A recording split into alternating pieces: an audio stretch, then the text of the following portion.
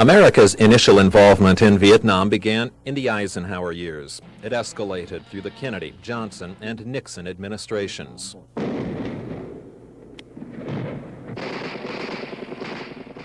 At some point during the mid to late 60s, many people became disillusioned with the war and America's part in it. Protest demonstrations became commonplace on college campuses. Then came Kent State.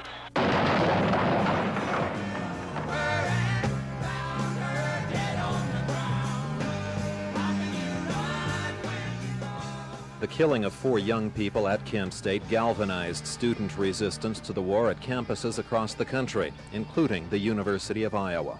We worked very hard to keep dialogue going, to avoid confrontation, to avoid pointing guns at people, to keep things fluid. I think we did a pretty good job of that.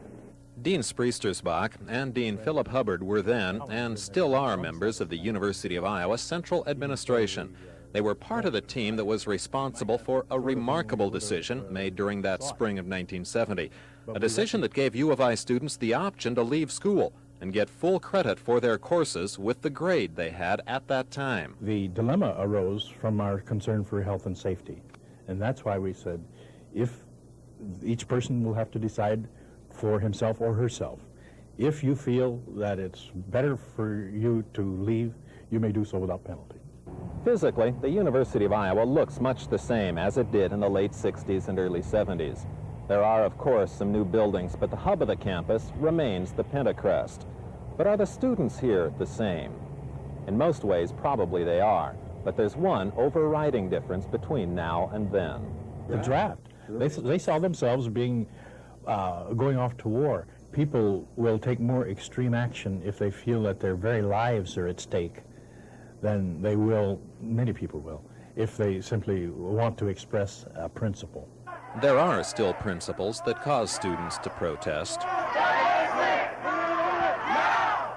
But because there's no draft, today's students aren't apt to react like those of 15 years ago, when nighttime rallies would attract thousands, and breaking out the windows of Main Street businesses like Iowa Book and Supply was commonplace. The only thing that the students would respond to would be if they were denied what they were here to get, which would be a degree.